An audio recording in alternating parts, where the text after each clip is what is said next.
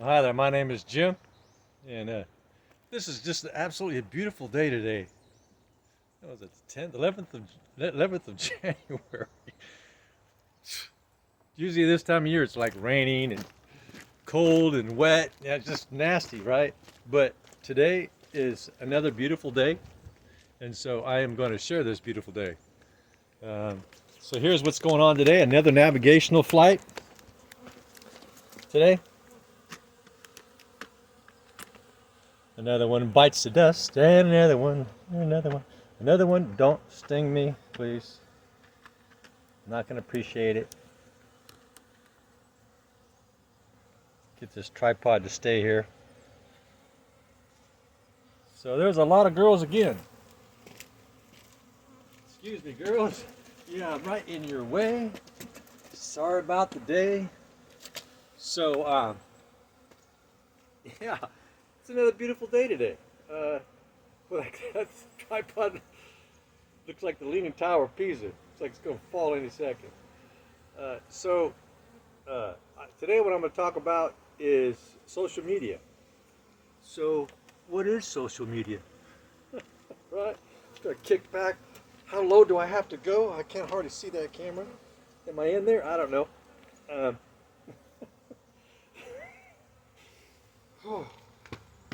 am I low enough? How low can I go? Where's that rope? Uh, so today, am I in there? I don't know. There's so much shade I can't see my camera. Anyway, I like to sit up tall though, but I'm not sure. So social media, yeah. So I'll get to that in a minute. Please subscribe, thumbs up, ring the bell, click the like button. It's all free. Doesn't cost you a penny. Just a little tiny effort, and you're done. Right? And so I talked yesterday about when I came to the conclusion I'm getting ready to go knock on that guy's door. Are you the one feeding the neighborhood bees? I see you feed the neighborhood cats and neighborhood squirrels and all the other life. I'm pretty sure it's him. I probably don't. The only reason why I would knock on his door, because I don't want to knock on his door and make him feel uncomfortable, right? Are you the guy feeding the bees in the neighborhood? He'd go, oh, am I under arrest? You never know. Everybody reacts different to that kind of, conversation. We're not clones, and so, but I'm gonna stay convinced that all this food is coming from that neighborhood feeder, the animal feeder of the neighborhood. Um, yeah, he feeds everything. Squirrels, he gives them nuts, and yeah. And so I've got another navigational flight going on. This is 3 days in a row. Um, and so lots of food coming in again. Now I'm feeling a little concerned. Something might be going on. Now what is that? I've got a bunch of bees in my garage. I've got old hives from last year with the frames, and I got them in the garage, and my garage is filling up with bees. So now my concern is like, what? Is it possible that they're already getting ready to do splits? Because if there's no drones for the queens to mate with, whether they make queens or not, queen cells or not, if those queens come out and they don't have no dudes to mate with, no penises to grab, that that ain't gonna happen. It would not be a wise thing for these bees to make splits without any queen. That'd be foolish.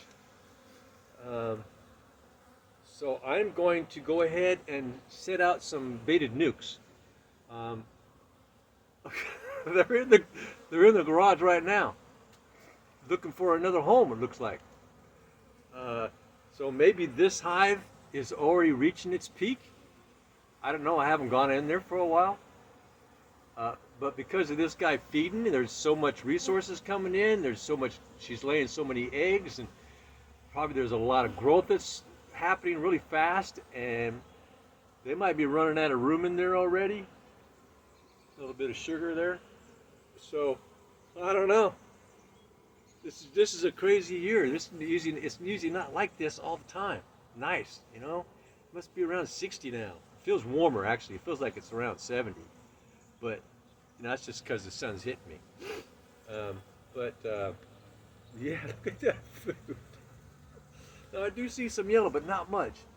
I do see some orange now and then, but there's this very consistent color of yellow, which is typical of feed, right? So what I'm thinking that this guy's doing is he's not just giving pollen, right? I think he knows he knows enough about bees to give them the whole package deal. I think he's that kind of an empathetic guy, right? I'm gonna have to knock on his door just to get to know the guy. Hey, man, we got some things in common. Let's talk, do some sharing. And so I think he's mixing some sugar syrup into the pollen, and he's feeding like that. He's giving the cream to the cream feed, right? That's my instinct. He knows his stuff, and that stuff's not cheap either.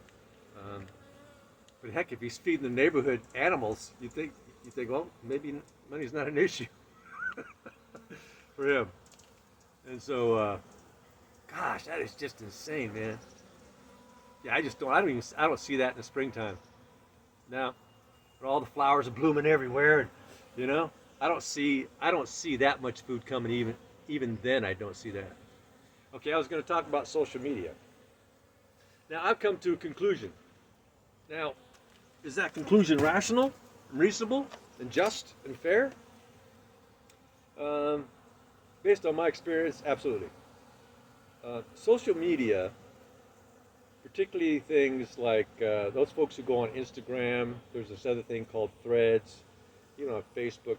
When we go on to those sites and we're looking to find a partner, a friendship, to build something meaningful socially, that is a very bad place to go.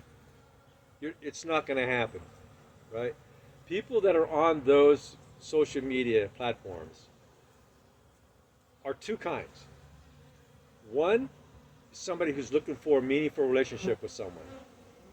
The other is somebody who's wanting to take advantage of that lonely person who's looking for someone, a partner in life, right? And so there's only two, the lookers and the takers, right? And so what I explored it a little bit because I have a family member that has been very heavy into that.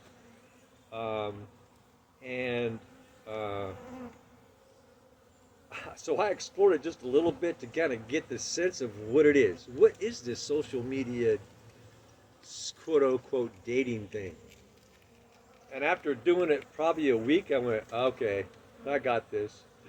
And it actually took me a while to wind myself out of it because it's addictive. Are you going to knock that over, girl? Go knock that over. She's going to knock my camera down. It took me a while to actually, a couple weeks, don't do that, to actually bring myself out of that. It was like I formed an addiction of this social media interaction. I came to very quickly. In fact, I went in it as a skeptic. So I guess I had a little bit of an advantage, right? So what I saw was women. Well, most of them are not women, but they have these clad pictures, pretty women pictures, and those are all fake. There is no real pictures, and if there is, it's rare.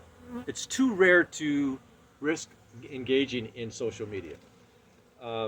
And even the real pictures, they're generally wanting money, right? So if you want to get into a meaningful relationship, or at least have that chance and opportunity, it's not going to be social media. Go to social gatherings in your community. Go local. Don't go local. Just go local. Don't go local. Yeah. So there's all kinds of events in communities where you can meet people. I recommend picking up hobbies. I know it could be gardening, beekeeping, music, singer. Maybe you play guitar, an instrument. They have social gatherings for these things. Go karaoke gatherings, social meetings. Yeah, that's the best way to meet people. Social media, engaging in that is just going to empty your wallet or keep you broke. It's kind of like going to the gambling joint whenever you have a few bucks, and then it's gone, right? and that's social media. And it's very, very addictive, like heroin and cocaine. And it can be almost impossible to remove yourself off of it, just like cocaine and heroin addictions, right? Or fentanyl. It's social media is an addiction. If we're constantly looking forward to do something that brings no benefit to our lives as far as an emotional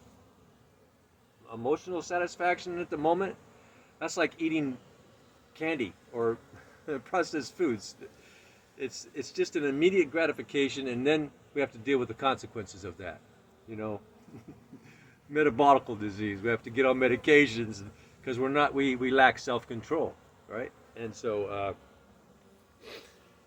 yeah, social media is looking for someone, a partner in life, is a dead ender. Always, 100%. And that's the way I recommend everybody look at that. 100%, it's a dead ender.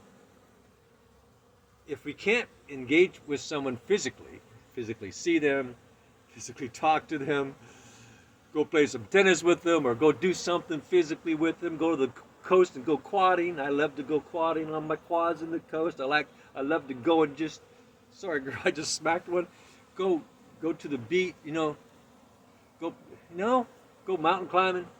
If you can't do something physical with the person that you're communicating with, I recommend you stop and put that energy and that effort and money, right, into engaging in something locally, right? Pick up a hobby. If you don't have a hobby, maybe oil painting, right? Do I do oil painting? Yeah. Right? I do lots of different things. I like to make my own meals from my garden. I got multiple different gardens, and so there's like chef places where you can go share cooking ideas, groups of people. I mean, if it comes down right to it, go to a bingo game. Right? Bingo was his name, oh, right? And yeah, social media is a dead end. It's like fentanyl. It's like you talk and then it's over, and then you look at your bank account and you go, huh, I need to go make some more money so I can talk some more, right? And so anyway, I just wanted to share that wisdom. I have a degree in social psychology and communications from Pikes Peak State College in Colorado. Getting kind of close, and I understood.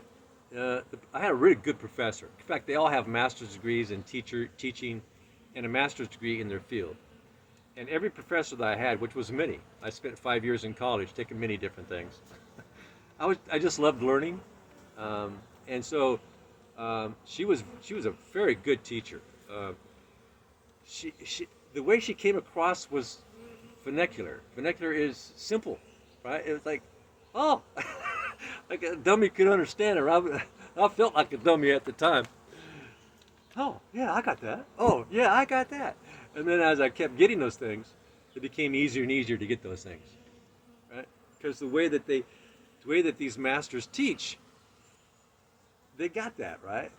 Being in small first, and then as they see that you're expanding your perspective of the topic, they engage you more deeply, and it just kind of evolves on its own. Kind of like you pick up a guitar, you don't know the first string, right? You just kind of stick with it. Oh, and next thing you know, you're jamming out. I know, I've done that too. I play guitar and sing. Have since I was 12 years old. I've been in multiple bands. My first one I started when I was 15.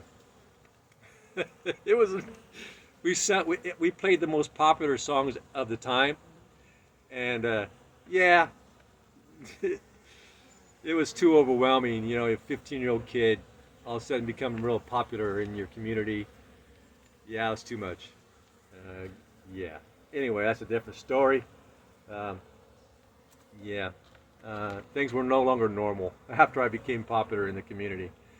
And so pick up a hobby, right? And maybe start a YouTube podcast. Don't focus on the amount of views you get. Don't care.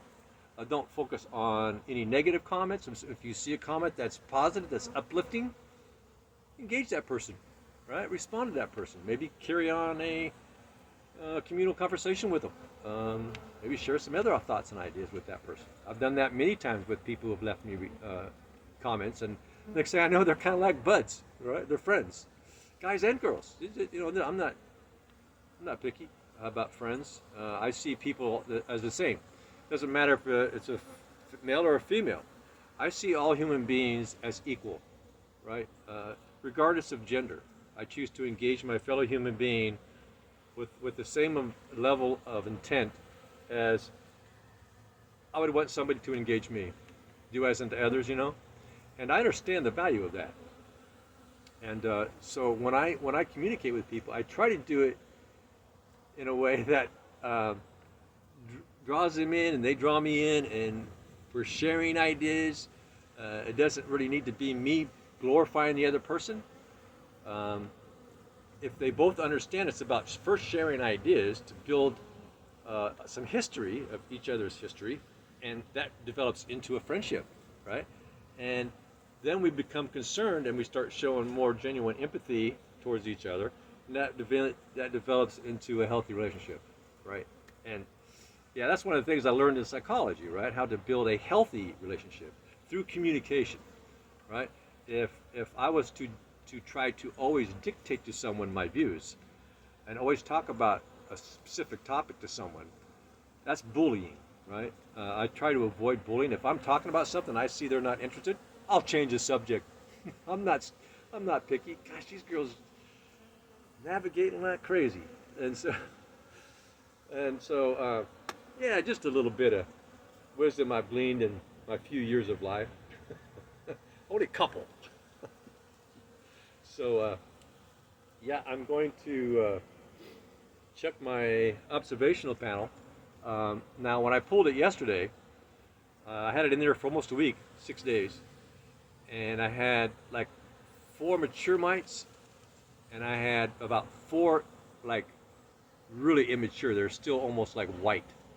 So the white ones, I'm suspecting when they clean the cells from the dead and infected larvae that had been infected by the varroa mites, those were from them actually going in and cleaning the cells and getting them ready for the queen to lay an egg.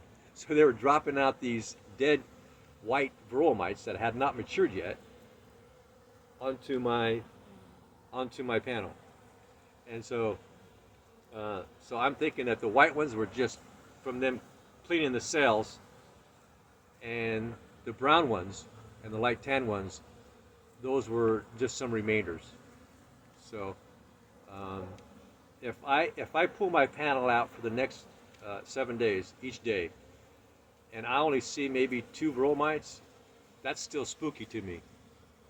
Because once these girls go into, once my queen goes into drone laying, that's the favorite place of the varroa mites, because they can gestate longer and produce more offspring quicker. And so they'll lay more in there, they'll propagate pretty fast. And so as long as I see even 1 varroa mite in there, I'm still a little anxious come knowing what can happen come drone laying.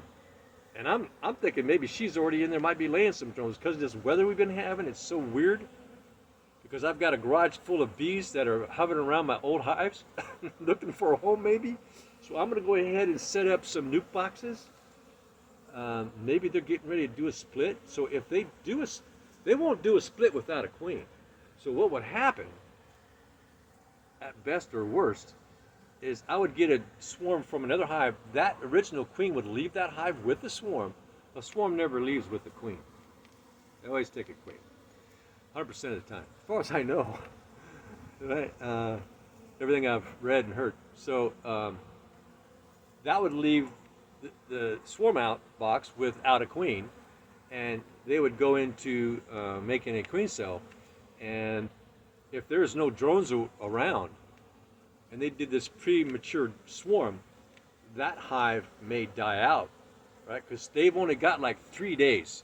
Once their queen leaves the hive, you got about 3 days max, maybe 4, to make one of those eggs into a queen cell. After 5 days, it doesn't matter what they do. That it's too late. That that egg is going to become a regular bee. So yeah, they got to make decisions pretty quick. Within 24 hours, 48 hours, something needs to happen. That hive needs to make a collective decision on what am I going to do. We ain't got no queen. We got to do it now, right? And they can make dozens. What? No, they can make dozens of queen cells, like within 24 hours, get them going, and yeah, because they know they ain't got much time. And so, yeah.